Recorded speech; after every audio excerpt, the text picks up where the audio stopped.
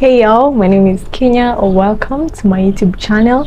I'm so happy that God put you in my path because I believe there's at least one person who will find the information I'm about to share useful. Welcome.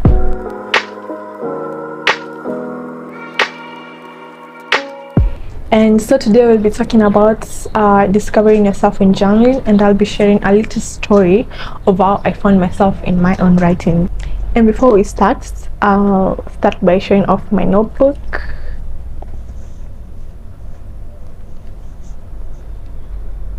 No words, I just love it.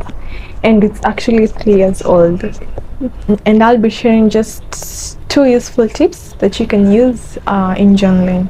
Number 1, there are no rules when it comes to journaling. Because personally for me, like, I used no specific rule when it comes down to writing it. I just wrote down whatever useful thoughts that came across my mind. I wrote down feelings that I had that I could not even share with anybody else. I wrote down interests that I had. I wrote down plans. I wrote down dreams, and on those 2 things, like, I tended to be very descriptive with them. Like, I'd write down how I want it to be, how I want it to look like, and how I'd want it to make me feel on my dreams and plans. Number 2, which is a very important tip, is that I kept it real in my journal. Because if you're a person who is seeking to discover themselves and you're at a place where you don't even recognize who is this that's standing in front of my mirror, you don't know if you have any talents, you don't know if you have any passions, you don't know what you're good at, you don't know what you're bad at, and at times you don't even understand your own feelings and emotions. Then you have to, like, be honest in your writings. Like, you have to write it down as raw as it is. Like, that feeling that you're feeling, express it in your writing. That thoughts, write it down. Write down those fears, write down those dreams and plans that you have. You can even be descriptive. Just write it down, but make sure, like, you're really honest in your writing. Like, don't lie to yourself. Let your writings mirror you, because there'll be a time you'll be seeking to answer some of the questions that you have, and maybe you'll find those answers. You know why? Because you'll be looking at a true reflection of yourself in that journal. And with that said, I'll be sharing a short story on how I discovered myself in my own writings. So for the longest time, I knew I wanted to start this journey on social media, but I had no idea on what kind of content I wanted to put out. I thought about it hard, but I came up with nothing. And to be honest, it was the most frustrating time of my life, because I felt this push to just put out content. So after a while, I was like, let me just Google it. And I got on Google search, and I happened to find the one for travel, and I was like, this might actually be for me, because your girl has been to places. Like, I've been to Malindi, been to Motamu, been to Diani, I have been to Shimba Hills, but with my family, of course. But yeah, I've been to places, and so I was like, this might actually work. So it happened that on the day I had decided that I'll be doing travel vlogs, I was in Nairobi at my sister's place, and coincidentally we had planned that on that day they'll be going, like, for a road trip in Lake Magadi. And guess who took it as a sign? Me, girl. So we get in the car, and I take a video, like an introduction video, and I was like, hey, welcome to my YouTube channel. Like, I'll be doing a travel vlog to Lake Magadi and blah blah blah and such stuff. And yeah, I just took that one video. And one thing about me, like, the motion of the car makes me sleepy. Like, I'll sleep the entire journey. Like, if I'm in a car, like, I'll just sleep. So what does your girl do? She sleeps the entire journey, and I end up recording nothing. So, and on reaching there, you just get lost in the excitement, like, of the whole thing, and I also end up not recording anything. So after that, like, when you're going back, I'm like, no, I need to be realistic. Like, this is not for me, to be honest. Like, I'm just lying to myself, this is not for me. And that's when the travel vlog idea just died. Fast forward around August like last year, I started like telling myself, people are actually making money on social media. Like people are making money on YouTube. So why can't I also make money? Like I have my phone, I have access to internet, like I can also make money on social media. So I go on YouTube and I search for content niches that can earn me money, like on YouTube.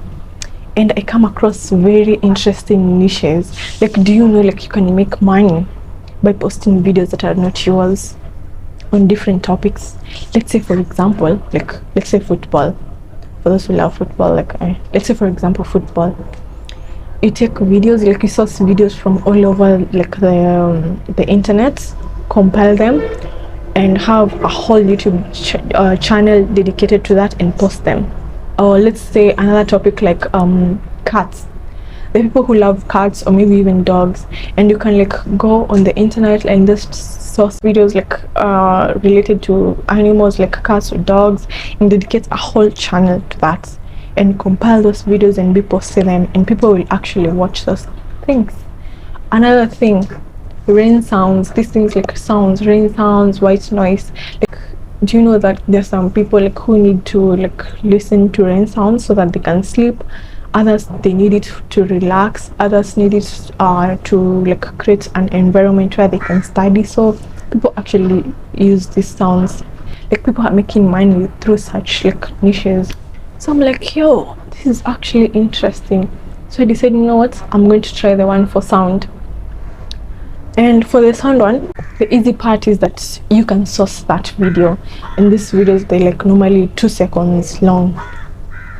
So I went ahead and like downloaded the video from stock. And now the tricky part, turning this 2-second video into an 8-hour video. And I honestly think that it was not hard. I just gave up on it. It felt like too much work for me, and I feel like I did not have the right app like to turn that 2-second video like into an 8-hour video, because I was using InShot. And to use InShot, like to turn like a 2-second video into an 8-hour video, that's a lot of work. And I was like, you know what, I'm not ready for this kind of work. And I was like, let me just drop this for a minute and try another one. I did not stop there. I was like, let me try this one for like posting or uploading videos on different topics. So like I go and I search what type of topics like people watch, and I see that people watch videos on disasters. Yeah, and I was like, you know what, let me give this a try. So I went ahead, and this time I created like a whole YouTube channel. I had a name for it. I called it Disaster Nation. I had a whole logo for it, and I was ready to start, because this one is kind of easy, because all you do is just source videos from everywhere, compile them maybe into a 10-minute video and just post it. So it's like, let me try this one. But then it did not feel right for me, because I tend to be a very intentional person. And let me just mention something. Just because it did not feel right for me doesn't mean it's a bad thing, because people are actually milking money using such videos. Where was I? It did not feel right for me. So I decided to just drop the whole idea and just wait until like I actually know what I want to do. So fast forward, during Christmas last year, I was going through my notebook. Like I have these weird habits. Whenever I'm feeling down and I'm feeling like I need motivation, like I just go through my notebook. Like there's something that's in my writings that just calms me down. I don't know why, I don't know what, but it works for me. But on this particular day, I felt this push to just go through my entire notebook. I know that was you, God. Yeah. And I decided like to read from the first page to the last thing that I had written down. So I'm there, I'm reading my notebook, I'm reading it, and I'm like, yo, I'm actually in this book. Literally, I am in this notebook that I have.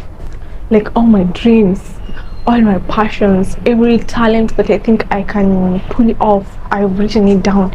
I've written everything down. My fears, my failures, everything, they're all there.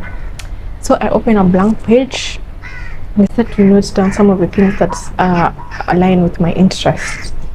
And I set them down to 3 things: fashion and modeling, storytelling in an educative and uplifting way, like the way I am doing right now, and my other interests and talents. And you remember I told you like I'm intentional, so like I'm driven by purpose and passion. If something like does not speak for my passion or interest, like I will not do it.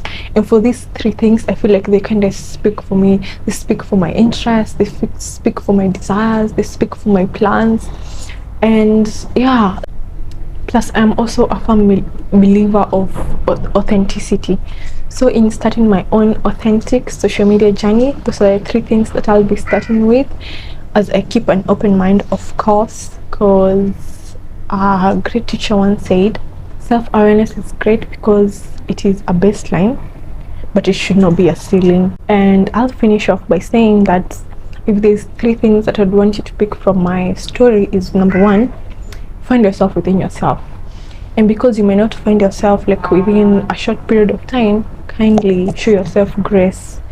And number 2, if you're looking to enter into the digital space and you don't know what kind of content you want to put out, or you don't know where to start, like I'd suggest that you align it with your interest, because in my own opinion, I feel like that is the only way to stay relevant and to make sure that you do not get content blockage. And number 3, kindly subscribe and hit that notification bell to get notified whenever I post such useful videos, and give me a thumbs up and a comment if you may. Thank you for watching. Bye.